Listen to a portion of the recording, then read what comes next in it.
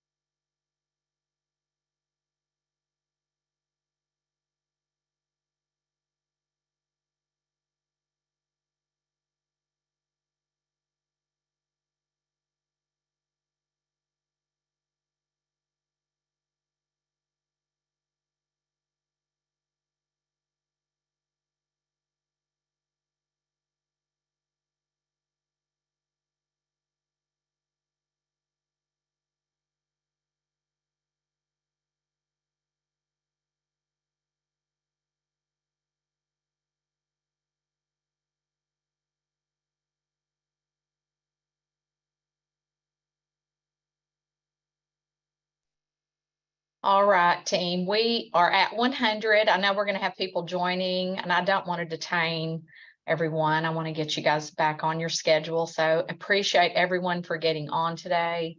Staff will continue to let people in. First of all, I just want to say I hope everyone's safe. Last Friday was a rough day for all, and especially for some in the impacted areas. So hats off to all of you who were keeping children safe or releasing early to get them home safely. We have some programs who have been impacted, and Dawn's going to give a report on that in just a moment. But it's a great opportunity to talk about emergency preparedness and disaster preparedness and planning. And that's been a big thing in our licensing regs for a long time. But I just would, I will tell you, as someone here, I have, almost 100 staff here on first floor in the Division of Child Care, but there are staff in other parts of the agency on this floor. But, we all had to shelter in place at least twice on Friday. And, you hear the alarm and, it's like, oh, are we supposed to do so? We get it. Like, I know what that's like. I talked to one provider who said, hey, we just did a tornado drill 2 days ago. So her kids were like ready. So just would encourage you all to dust off your plan, take a look at them, make sure that they're up to date, and make sure that you all are practicing with the kiddos, especially those younger children that cannot walk, those babies, getting those to your safe areas, making sure that everything's working. Just wanted to do a shout out about that.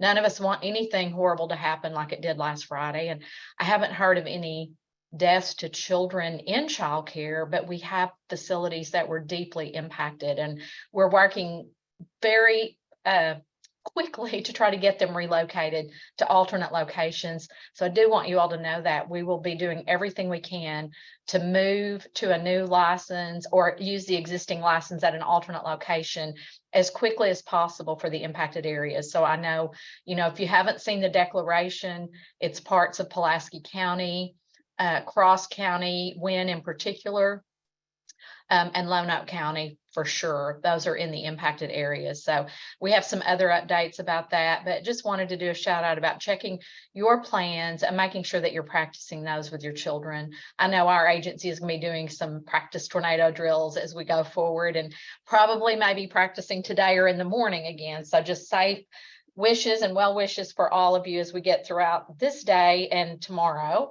Also wanted to talk about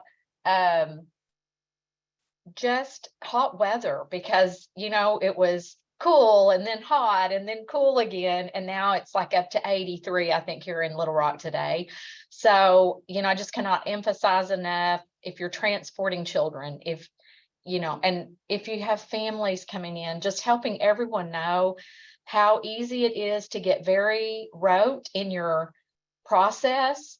And, even for families, sometimes if a baby falls asleep, it'd be really easy maybe to not realize that that child is in the back seat. So Make sure your families know about keeping their babies safe and their children safe in their vehicles, and how quickly a vehicle can heat up and how quickly it can kill a child.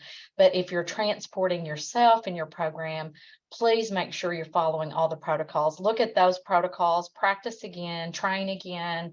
It just takes one horrible, horrible incident that impacts all of us. So just wanted to, I'll probably be talking about that from now until about September or October, just as a reminder. So I appreciate Becky for putting that as a reminder on the slides today, but just want to make sure you're doing that.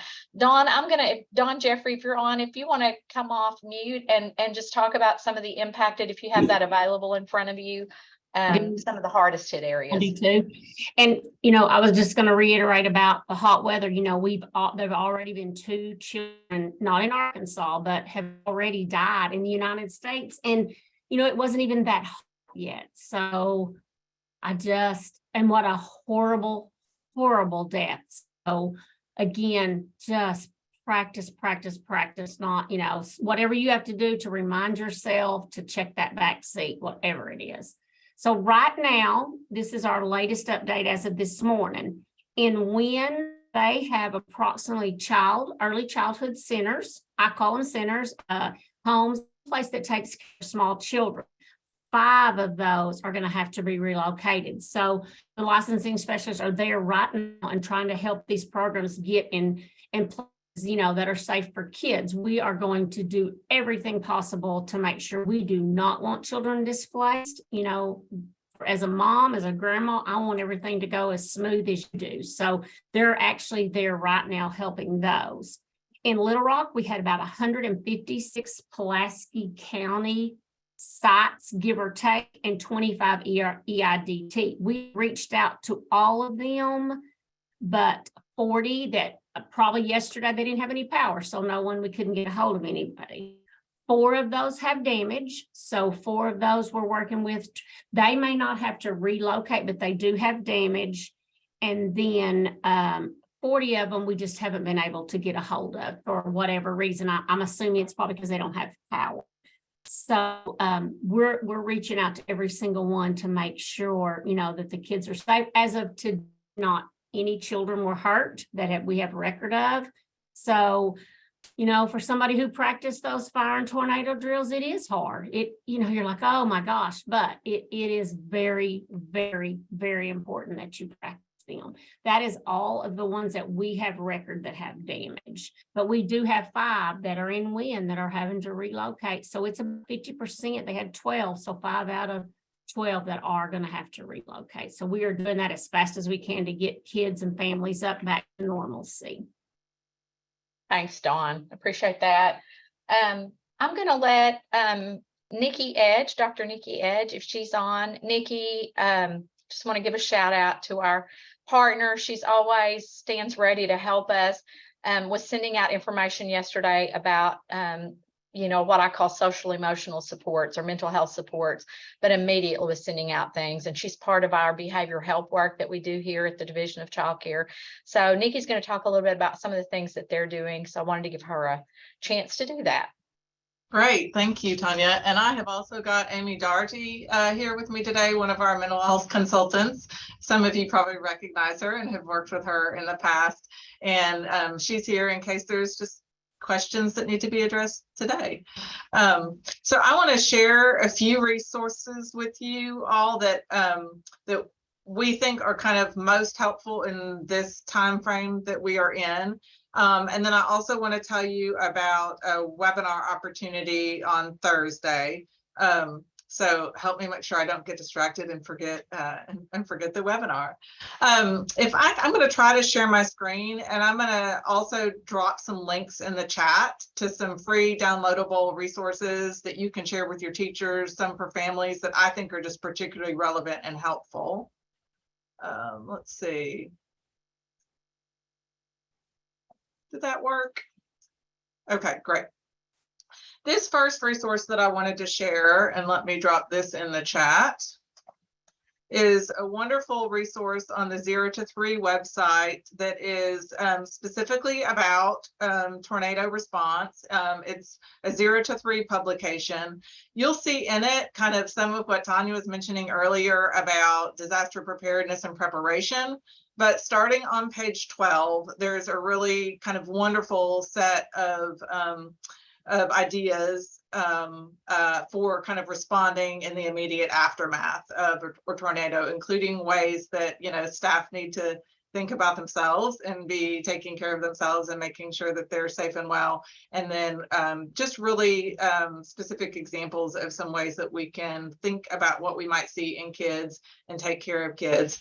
And I think one thing that this document does a particularly good job of is reminding us that, you know, whether a child's, you know, home was impacted or their childcare center was impacted, it's really scary to be huddled in a closet and observing your parent's fear and worry and hearing adults talk or listening to what's happening on TV. And so, you know, it doesn't have to be, you know, that somebody sustained serious damage, you know, to their home or lost their home for us to kind of see some reactions in kids. But sometimes what happens is that as a few days go by, we forget to connect the dots between the whininess and the clinginess or the acting out behavior or kind of whatever we're seeing in kids and the fact that like something happened here recently. And so I think that this guide just does a really good job of kind of reminding us of some of those things. Another set of companion resources, one is for infants and toddlers, and one, whoops, I've got the school age link on. I'm gonna have to, I'll go back in a minute and grab the infant, toddler, and the preschool links. But you can see that these are called parent tips, but they're really appropriate for any adult who's around children for any significant period of time. And so I'll drop the infant toddler version and the preschool version in the chat in just a minute. But the way that these documents are laid out, and they're just like 2 pages each, is that it's going to show you on the left-hand column common things to expect in kids of different ages. So it'll show you what you might see in infants and toddlers. It'll show you what you might see in coming weeks in your preschoolers or your school age kids. It'll help you understand, you know, kind of what the child is kind of feeling and kind of some ideas for general ways we might respond, and then literal say this, do this. And sometimes I think it's just so helpful, like to have the words, you know, to not have to think about, you know, exactly how to comfort a child or explain to a child of a different age that they're safe now. And so having these kind of sentence starters, you know, and resources at hand, I think would be helpful. I am also going to put in the chat one of the most wonderful, I think, family resources that I have seen. This is free and you can share it with the families in your programs. This is a family guide for managing tornadoes, and it is just really plainly written and reminds parents of some of the most important steps that they can do to support their child in the aftermath. It's just a wonderful free resource. And then lastly, if you want to dive into this a little deeper, Project Play is going to partner with our school age program, the Trauma Resource Initiative for Schools, and put together kind of a webinar and Q&A session that will cover kind of what is our typical kind of reactions that we might see all the way from birth to 18. And then strategies that teachers can use to support kids. So we'll be diving into some of the content that you might see in these resources and just distill it down to some of the most important points. We'll also be sharing information about signs that children, staff, or families may need more support, what kinds of mental health resources are out there, how you get people connected to those resources, and then we'll spend some time just in Q&A. And so that's a great opportunity for you just to bring your, you know, bring your questions, bring your worries about a specific situation that's on your mind. So that was my spiel, and I'm going to go back and find a couple of these resources that I wanted to drop into the chat. But if we have a minute, Tanya, I wanted to pitch it to Amy and just see if there's anything she wanted to just chime in with, or if she can address any, any burning questions that folks have, even just right here. Sure, that'd be fine. Hi, does anyone have any questions before I jump in with my thoughts? Okay, well, if you do, I'll drop my email address in the chat box, and so you can reach out to me if I can be helpful in any way. I wanted to stress the importance of also having your plan ready, because things are going to happen. We live in Arkansas. Our weather is crazy. And that when you practice that, you also can go back to the children and remind them, this is why we practice when times are scary. And I was also going to stress the importance of just being aware of conversations that you're having with other adults around you. Much like Dr. Edge said, it doesn't have to directly impact a child. It can be conversations that they're overhearing. And the final thing was just not to shy away from talking about it if they're ready. I think that sometimes we feel uncomfortable because it's unpredictable. We don't know what children are going to say. We don't know if we have the appropriate response, but sometimes just being that person to validate, oh my goodness, that was so scary. I'm going to keep you safe. And the way I'm going to keep you safe is our plan for if this ever happens again. So those are kind of my top points that I thought would be helpful. And I agree with Nikki on the this one right here, the Sesame Street one, the Family Guide for Tornadoes. Page 5 is my favorite out of this whole thing because it gives some really common language to some questions that might pop up. So if you have a chance to look at that, I would. Because it gives kids a simple, honest, kid-friendly answer for what happened and what lies ahead for them.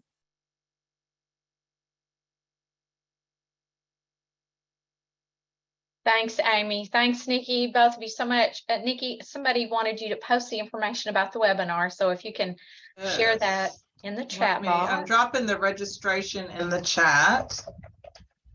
Great. Oh, and thank you, Lori. Lori is saying that they have been able to share these resources out with ABC providers. So hopefully that's in y'all's inbox. I want to note about this webinar, we popped that up with just 2 days notice. And so we do not have that in PDR. We are not able to get that registered for credit. So I just want your staff to be aware of that and not find out after the fact that they didn't get that. Maybe we can help move that along for anybody from a state that has connections to PDR. So that will save us a phone call, but we definitely want to help Nikki and her team get that set up. If that is, thank you, Donna. If that is possible, yeah, let me know how to make that magic happen on such short notice. All right. And Nikki will get out the links too. So we'll definitely make sure it gets to the sites that have been affected. We'll also, Becky's already got it up and listed, and we'll start getting that out to providers too. All right. Well, thank you guys. We're gonna move on and try to create a little normalcy now and do something that we've been doing really since the end of last year. But we've been inviting providers to come on and talk about what they've done with their COVID relief money, American Rescue Plan Act, or any of the funding that we've passed through since 2020. So I'm really excited that we have Shailene Lane on today. She has a family child care home that's licensed through us and is a quality level 3. So Shailene, I'd love for you to share. I see that you're on and just talk about whatever passion you want to cover today, but especially things that you've been doing with your funding. Okay, can you hear me? Because I know my internet's cutting in and out. We see you and hear you. Thank you. I've been all over the place. Can I share my Facebook? Can you share my screen? Or can you do that? Yeah, you should be able to share your screen. Okay, let's see. Can you see it when I pull it up? Can you see? Not yet. Okay, how do I share it? Do I need to click something? Whenever you do the share screen, Shaylin, you should be able to, Share photos. Well, nope, that's not what I want. I want to share my Facebook because that's where they're at. okay. Is there a way to do that? Are you on your computer? I'm on my iPad. I don't know if it'll let me. Well, it don't have a place to share my Facebook. I wonder if it would on my phone. I hate to take up all your time. If you want to talk about what you've done, and if you will send your photos, Dawn and I, we can get those shared out. How do I send them? Okay, just send them to you. Okay, well, mine, I did with grant money, instead of buying little small things, because I can purchase those myself, I chose to do bigger items that would be more costly to me. And how I did it was, parent involvement is like a big passion of mine. Like, I am very big on that and I love to do that. So that was where I kind of wanted to spend a lot of my money. We built outdoor covering, a 16 by 48 off of our classroom. And we use it for multi-purposes. It's kind of like an outdoor classroom. We do themes with it. But our room, we like to be outside so much. We'll cook outside. They'll come in at breakfast and we'll be cooking on the flat grill. They, several days last week, they napped outside.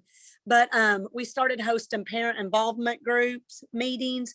We do at least once a month, and I invite everybody out. And like when it was cold, we bought outdoor heaters. We fixed dinner for them. And the first one, it was a little slow. We had about 16 children. We had about 8 parents.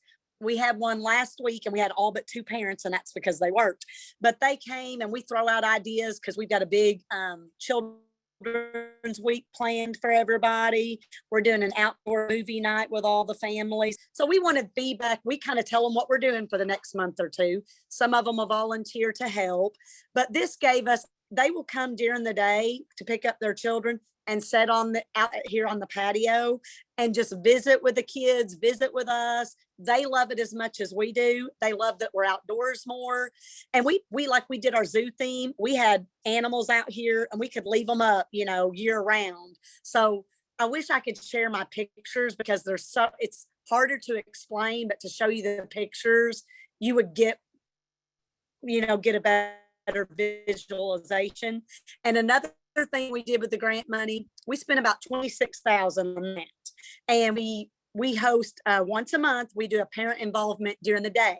That means some activity with the children, pumpkin carving, they're decorating their cars for movie night. So that is what we use that $26,000 for.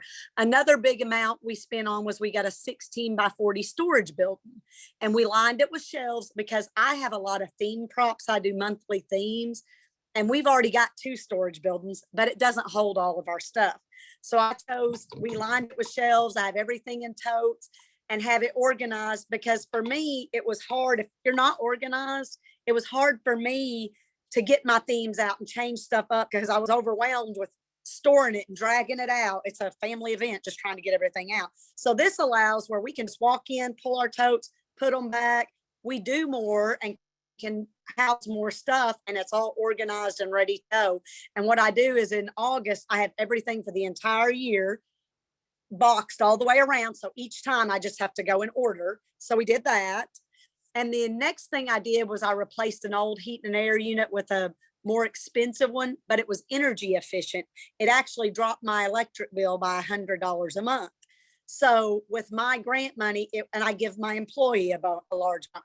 But what I did with my money was tried to buy larger items that would really improve my business. We took our pea gravel out, we sodded, and we put a new fence and made the outdoor area big, a lot larger.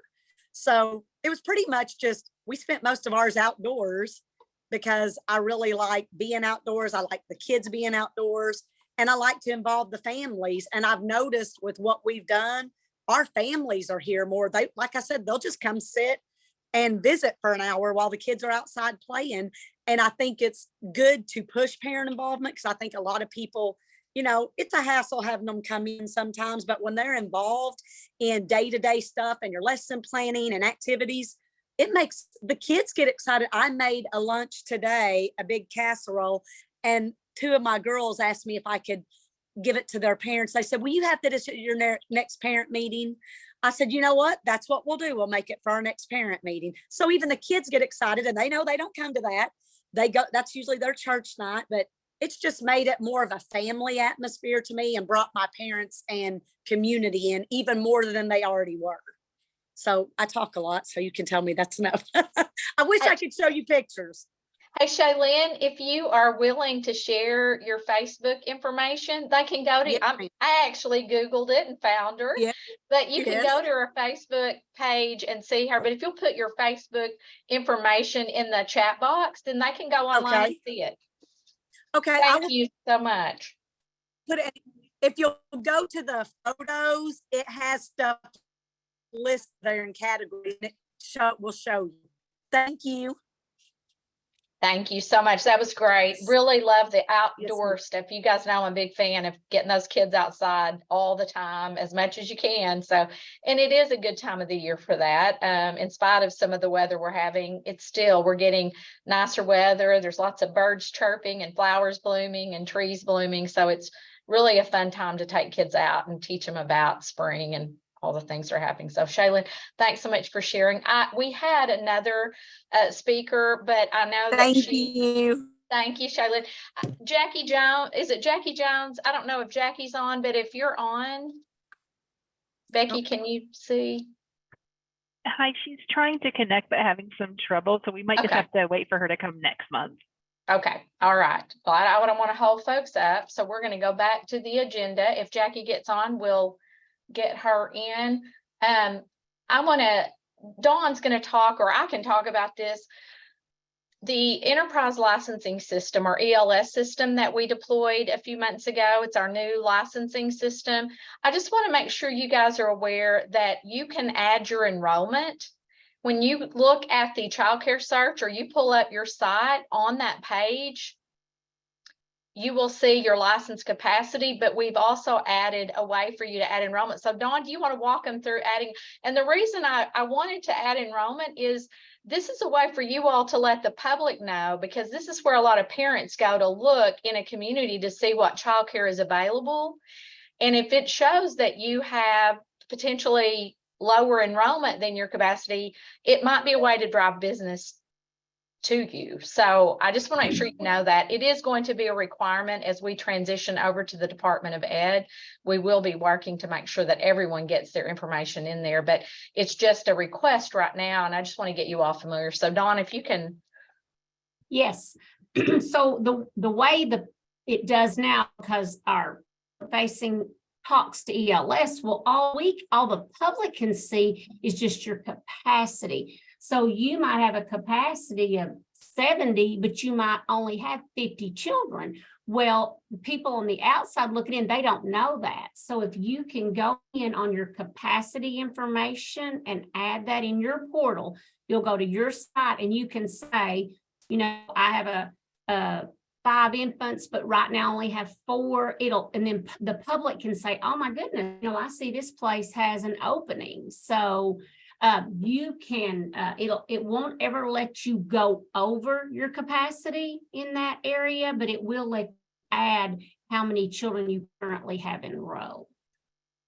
I can only see it on our side, but when you go to your side, you'll be able to see that, because what the public sees right now is just your capacity. So they don't know that, hey, I have 20 openings. And I know Child Care Aware is good about contacting you, going, do you have any openings? Do you have any openings? But they don't do that every month. So this is a great time for you to be able to go, hey, I have openings. This is what my capacity is, but I currently have 20 openings in a certain area. So we can't see that on our side, but you can see that. So, and I see people have got questions. So can we update? Let's look. These are some ELS things. Can you send portal link? Yes, we can send that to you. And y'all, the ELS has been open since August. I know that I thought by now, pretty much everybody had logged in, but we still have people that have not logged in. One thing we're seeing right now is your license fee is due. But unless you log into the portal, you may not know that, but we are working where you will get an actual email that says, hey, your license fee is due, because we don't mail those out anymore. That's one thing we're working on. If something happens and you can't log in, Becky Mitchell has been really good to help you walk through that login process. Yeah, she's even put it in there. If you cannot log in, you reach out to her and she will help you. Can we update our bank information and through else? I don't think so. That has to go through Kid Care, because we don't use any of that information, but you would do that on the Kid Care side. And so Patricia Johnson is the person who does like your W-9 and all that, and she can help you with that. So I'm just gonna, there's several questions about, are we changing ratios or capacity or anything? No, none of that No. is changing. Your capacity is based on the square footage currently. That will remain the same. This is just to show enrollment. And you certainly don't have to put it in there, but it could be a way to show that you have lower enrollment and maybe openings. We're going to be working on this to create a better way for families to see that, to actually show or advertise openings rather than just capacity enrollment. But I wanted you guys to be aware, if you can add your enrollment. By the way, there are programs who have added there, so thank you to those who have been updating. Tom and Brandy asked me to ask you guys, we equally would ask that you update your rates. So what you charge families. Remember, the rate structure in Arkansas that the state pays is based on, we're really required to pay at 75% of the providers.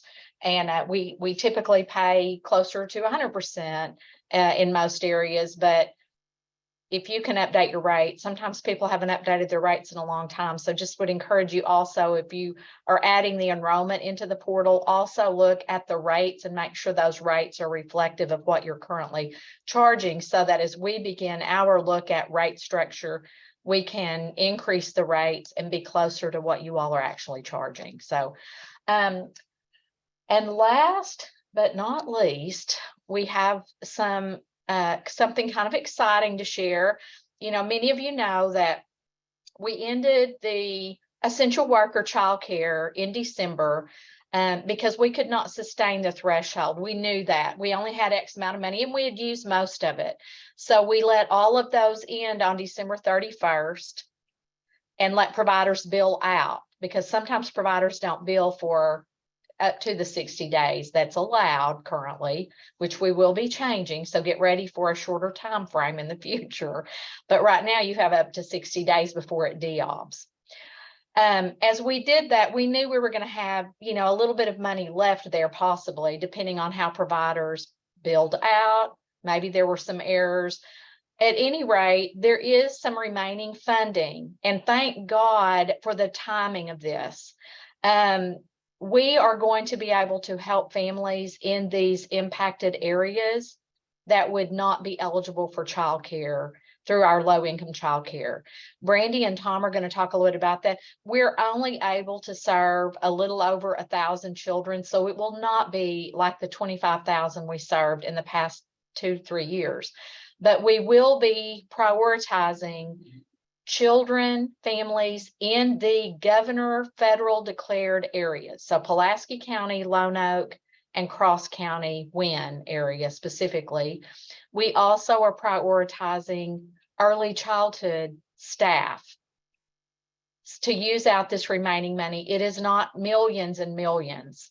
So I just want you all to know that we're not opening up statewide.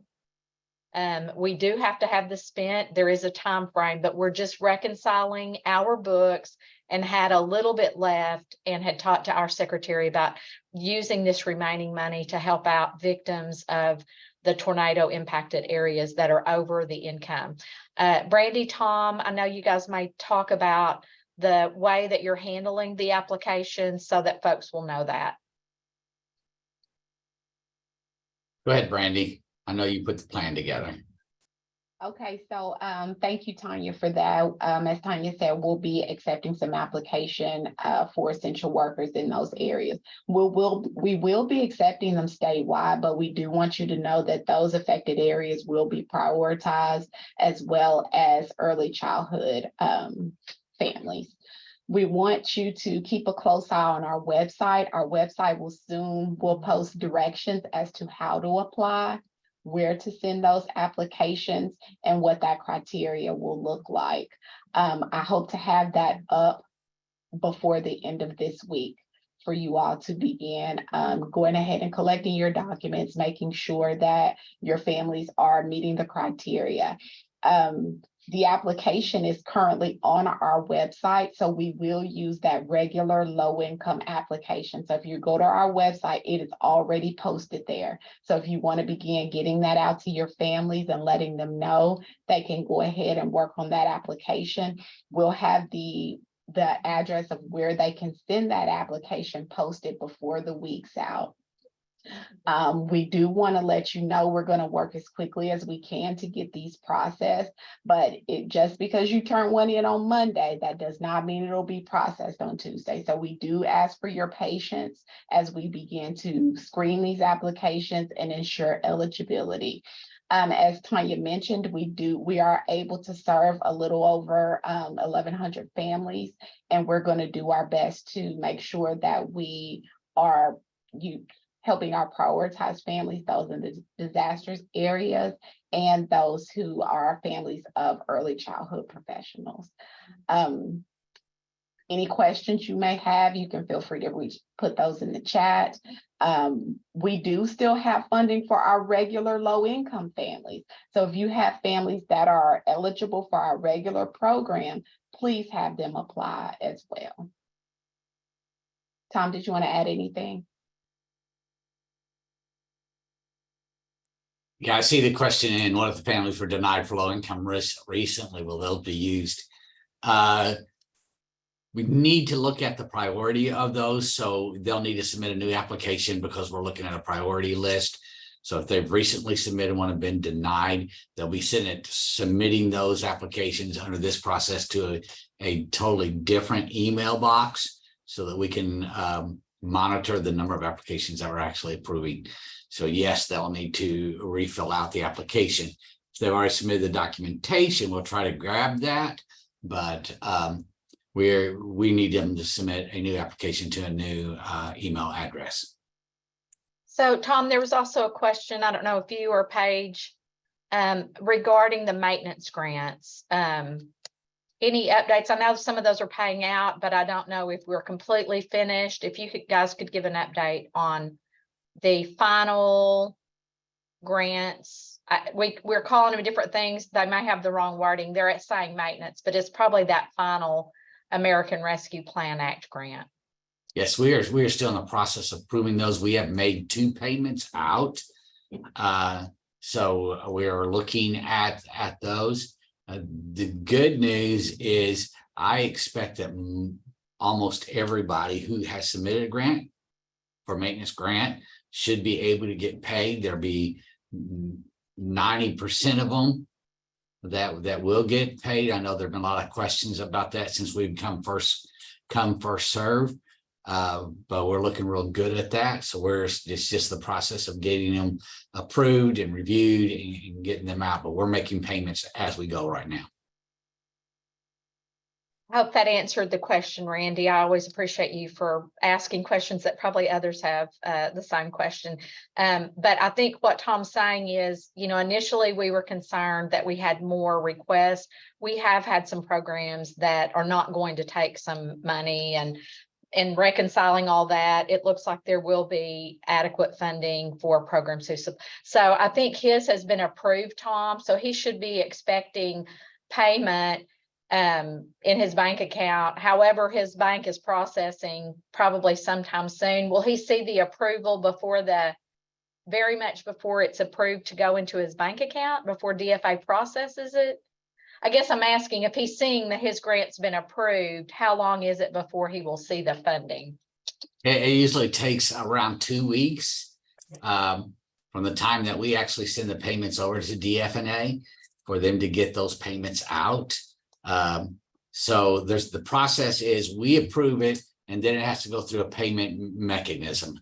And so 2 to 3 weeks is what it's been taking for us to get those through that mechanism. Yeah, and I think a lot of you know this, but please make sure when you're checking the way those go into your banking account, it will say, you'll get that statement and it will say childcare billing, even though it's American Rescue Plan Act funding for a maintenance grant or improvement grant or whatever it's labeled. They almost every single one of them say childcare billing. And I know that's been confusing for providers that really aren't involved in childcare assistance. So sorry, there's a little bit of timing on that in terms of us processing it through the payment side. So, but if yours is approved, you're much closer than maybe a colleague that doesn't have one that's approved. I did see, Heather, thank you for the question about how long the families will receive. So the staff have assessed the number, that 1,100 roughly that Brandy mentioned. That is to meet the federal requirement for 12 months. Our goal is to get that as close to 12 months as possible.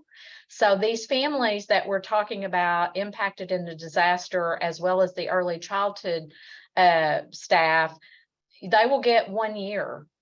They will get up to 1 year. That is part of the federal requirement. And we're trying to stay as close to that 12 months as we can. So just wanted you guys to know that as we add them, they'll get keyed for, it'll show 6 months and then we'll key it for another 6 months.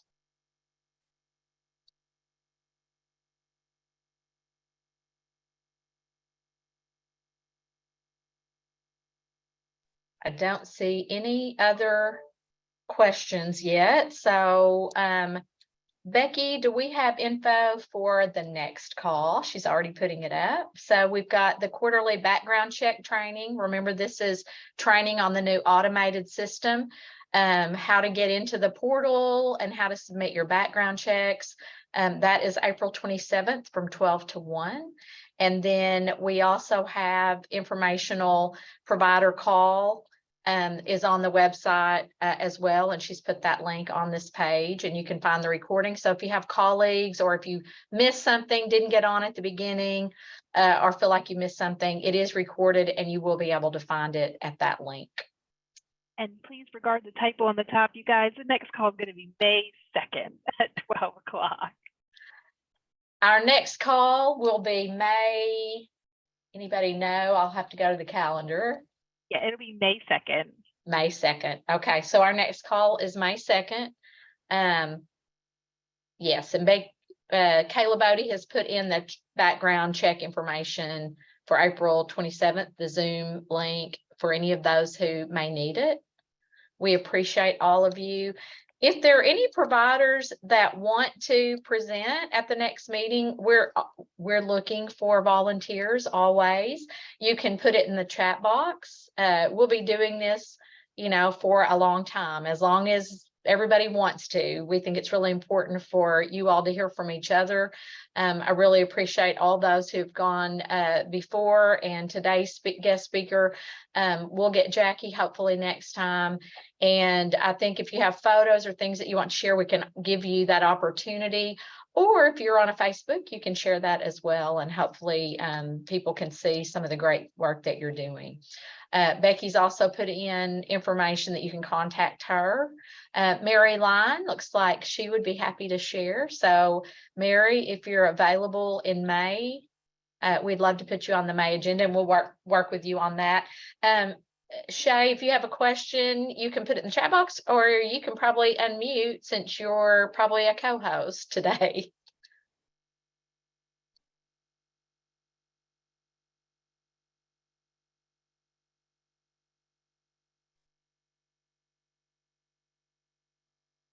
Shaylin, if you're talking, you may be on mute, but you're welcome to, oh, it won't let her unmute, Becky. Okay.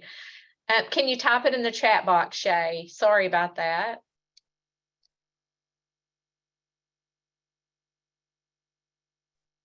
We have a lot of speakers today, and it only lets you allow so many to unmute, I guess.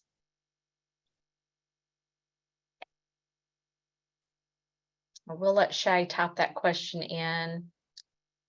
again, appreciate you all and look forward to the May call. I'm going to wait for her question because it might be a question that others have as well.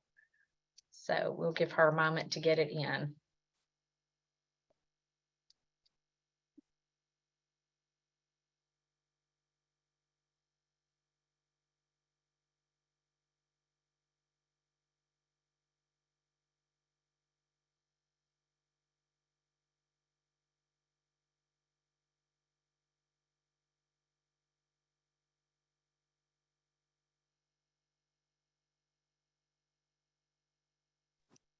Okay, can you hear me now? Yes. I was typing and for some reason it just unmuted me. I'll make it really quick. Okay, last month I was thinking after our meeting, I believe Tom said something about some leftover funds and each facility would get a small deposit. It was dispersed equally depending on children. But a couple days after that meeting, like our facility received a small one, probably $650. And I know some of the other sites did too. Was that the deposit he was talking about? Because he said it would be next month, which I thought he meant April, but none of us knew where that little deposit came from. Yes, Shaylin, that was from the second COVID Relief Act. It was called CRRSA, CRRSA. So we were, as I said, we're reconciling all of this money. The CARES Act is done. The CRRSA, we still had a little bit, we had put some back for deep cleaning, and we noticed not very many people were doing that anymore, not really having to do that.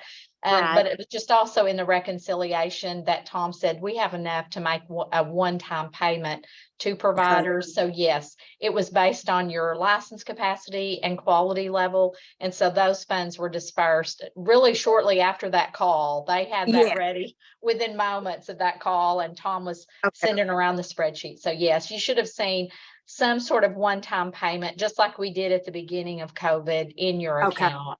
So we did. Yeah. Okay, I just want to make sure that's what it was. Okay, thank you.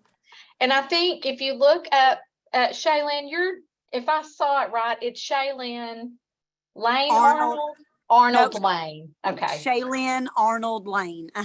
Okay. Thank you You're welcome. For the Facebook page for Shaylin Arnold Lane, Lane, and she is in Ash Flat, Arkansas. If you did not know that, so if you look it up, it'll say that. We're a family home with just 16, but we're ABC and level 3 Better Beginnings, but we're working on our 6 right now. Awesome. And it Thank was you. labeled Beth Carr. It was labeled, I think all of those payments are labeled childcare billing.